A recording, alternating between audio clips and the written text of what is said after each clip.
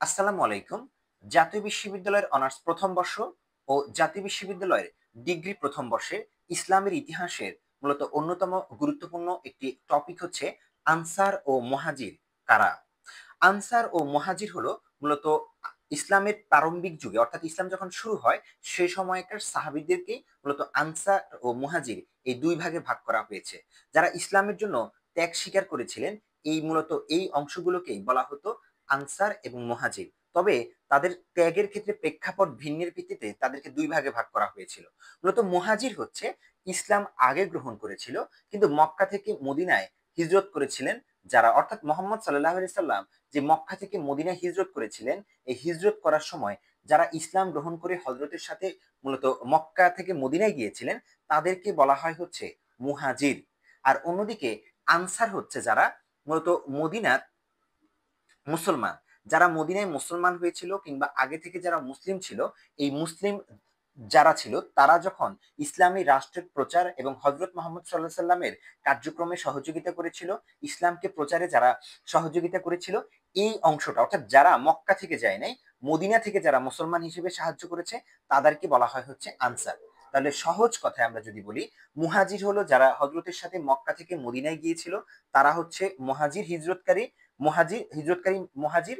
আর অন্যরা যারা হচ্ছে মূলত মক্কা থেকে মদিনায় যায়নি হজরতের সাথে, কিন্তু মদিনা থেকেই হজরত মোহাম্মদ সাল্লাহ সাল্লামকে ইসলামী শাসন ব্যবস্থা কায়েম করার ক্ষেত্রে সহযোগিতা করেছিল, তাদেরকে বলা হয় হচ্ছে আনসার। মূলত এই তারা পরস্পর ভাইয়ের মতো সম্পর্ক স্থাপন করেছিল। এই ভাইয়ের মতো যে সম্পর্ক স্থাপন করেছিল, এটাকে বলা হতো মুআখাত। আর মুহাজিররা সবকিছু ছেড়ে এসে ইসলামকে বাঁচিয়ে রেখেছিলেন।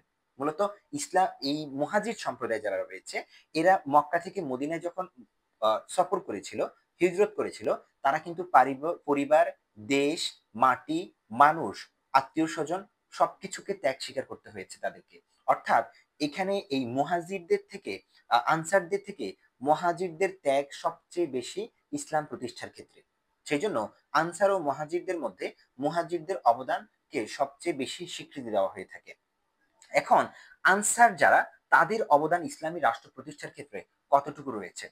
হজরত মোহাম্মদ সাল্লাহ সাল্লাম যখন মক্কা থেকে মদিনায় হিজরত করেছিলেন, তখন হিজরত করার পরে এই মদিনা রাষ্ট্রে মূলত এই হজরত মোহাম্মদ সাল্লাহ সাল্লামের যে কাফেলাটি ছিল, এটি ছিল একেবারে নতুন, সবকিছুই তাদের কাছে বিপদ সংকুল ছিল। এই অবস্থায় মুসলমানদেরকে আশ্রয় দান থেকে শুরু করে সার্বিক সহযোগিতা প্রদান করেছিল মূলত মদিনার মুসলমানরা, অর্থাৎ যারা ইসলাম গ্রহণ করে মদিনারই কিন্তু ইসলাম গ্রহণ করেছিল তারা। এই মুসলমানরাই মূলত হচ্ছে সার্বিক দিক দিয়ে হজরত মোহাম্মদ সাল্লাহ সাল্লাম সহ মুসলমানদেরকে ইসলাম প্রতিষ্ঠা, ইসলাম প্রসার এবং প্রসার এবং ও ইসলামী যুদ্ধ পরিচালনা, সিদ্ধান্ত গ্রহণ, রাষ্ট্র পরিচালনা, নিরাপত্তা নিশ্চিত করা, এই সকল বিষয়ে মূলত আনসাররা মদিনা রাষ্ট্র থেকেই ইসলামী রাষ্ট্র প্রতিষ্ঠার ক্ষেত্রে মোহাম্মদ সাল্লাহ সাল্লামকে তারা সহযোগিতা করেছিল। সেজন্য মূলত আনসাররাও কোনো কোনো ক্ষেত্রে অত্যন্ত গুরুত্বপূর্ণ ভূমিকা পালন করেছিল। তাহলে সহজ কথায়, আনসার ও মুহাজির অর্থাৎ যারা মক্কা থেকে মদিনায় গিয়েছিল, মুহাজির যারা মক্কা থেকে ইসলামী রাষ্ট্র প্রতিষ্ঠার ক্ষেত্রে সহযোগিতা করেছিল, তারা হচ্ছে আনসার। এবং এই দুই পক্ষই ইসলামী রাষ্ট্র প্রতিষ্ঠা করা, কায়েম করা এবং হজরত মোহাম্মদ সাল্লাহ সাল্লামকে সকল ধরনের বিপদ আপদে সহযোগিতা করার ক্ষেত্রে এই দুই পক্ষেরই গুরুত্বপূর্ণ ভূমিকা রয়েছে। ভিডিওটি যদি ভালো লাগে একটা লাইক দিন, একটা কমেন্ট করুন, এবং যারা অনার্স প্রথম বর্ষ এবং ডিগ্রির প্রথম বর্ষ রয়েছে তাদের কাছে শেয়ার করে দিন। পাশাপাশি চ্যানেলটি যদি সাবস্ক্রাইব করা না থাকে, সাবস্ক্রাইব করে দিন। ধন্যবাদ সবাইকে।